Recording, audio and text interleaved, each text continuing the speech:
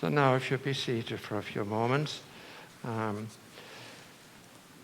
It's a very special evening this evening, and for a special reason, special evening for many reasons, because it's lovely to have my friend Clem here with me. And I was smiling now to myself. Could I go back to 1958 when we met for the first time? Most of you probably were not even born. And then 1964 we were ordained, and Clem came here to Los Angeles, and I went to the Diocese of Shrewsbury in England. And we began our work for the Lord. But I never thought, as an 80-year-old and going on 81, that as an 81-year-old, I'd be kissing his feet.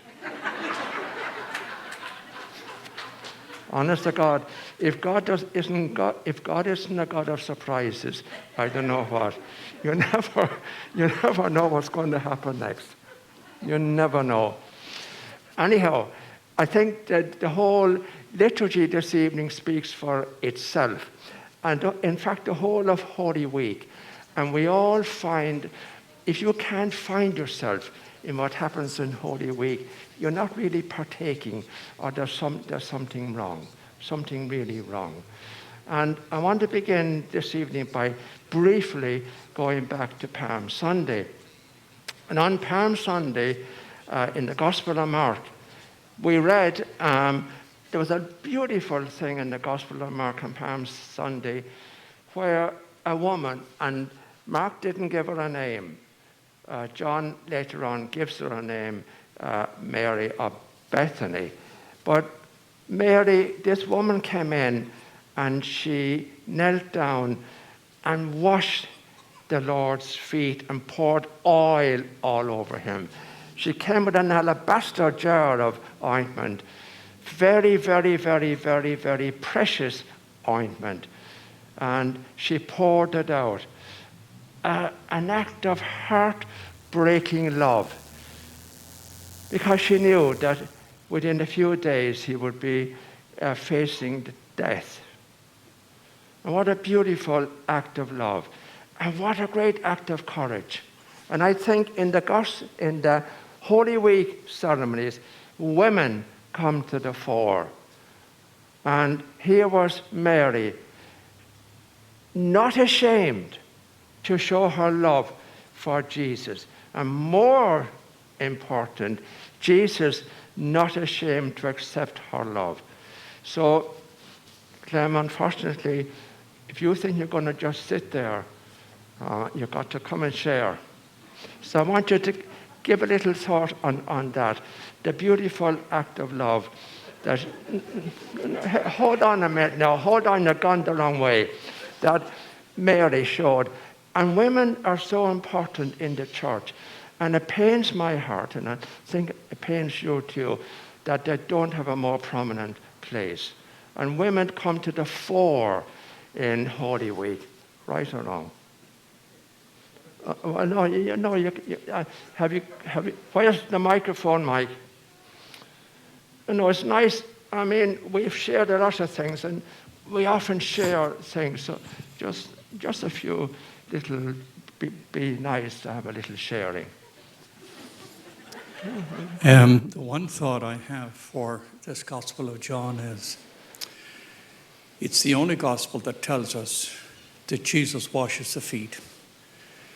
It does not appear in Matthew, Mark, or Luke.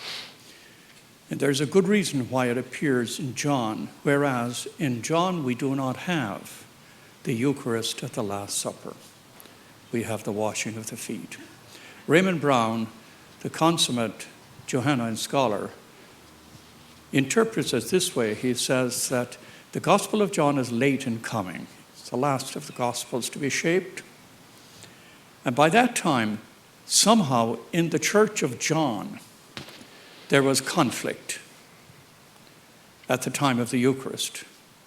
It may well be such as the conflict we have today, who gets to go to communion. And what kind of conflict, whatever it was there in the church of John.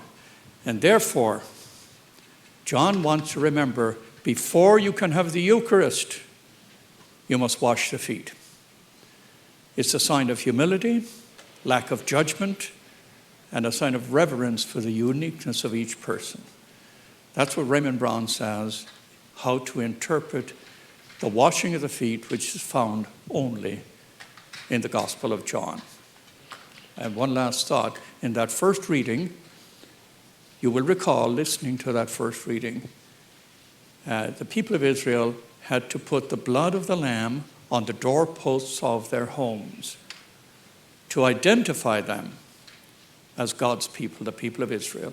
I've often wondered, if I went into your home or anybody came to visit you, is there a sign? Is there a crucifix? Mm-hmm. Is there a picture, yes, whatever it is, to tell me this is a house of the Lord? Jesus Christ dwells here. Just a thought. No. Since that was the manner in which the people of Israel would be identified as God's people, how is our home visibly identified as a home in which Jesus Christ dwells? Amen. Now, there's two more things there, Clem. No, seriously. There's two things I picked out in the Gospel of John this evening. Was he took off his outer garments. Now, I took off my outer garment just so it wouldn't get maybe soiled or something, and so did Clem. But that's a very significant thing. He took off his outer garments. He had to be humble. All the pride had to go.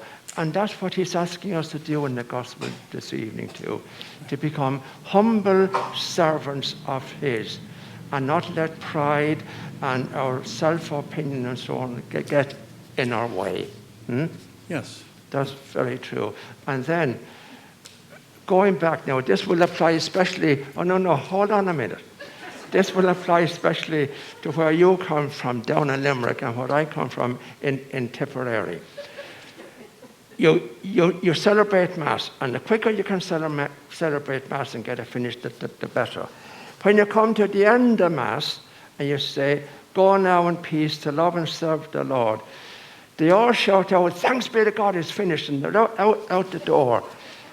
But seriously, seriously, this is the whole point, I think, of the gospel this evening on Holy Thursday. The Mass does not end when you leave church, but it begins. You carry the Eucharist out with you, and you love. You begin then a service of love, and that's the whole idea of the Eucharist, huh?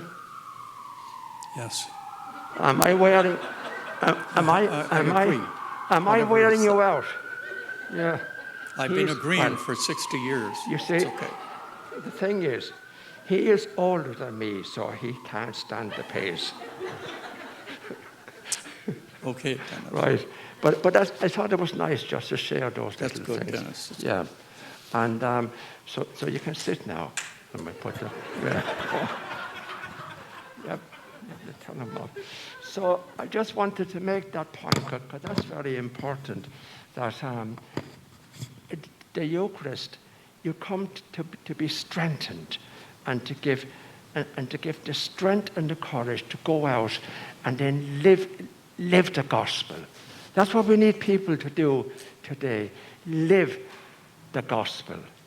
Not just talk about it, but to live it in our everyday lives. By the love we show, by the joy we share. And can we do with some joy today? We certainly can. And by being grateful, the Eucharist is all about that. And that's how I see it, and that's what we're celebrating here tonight.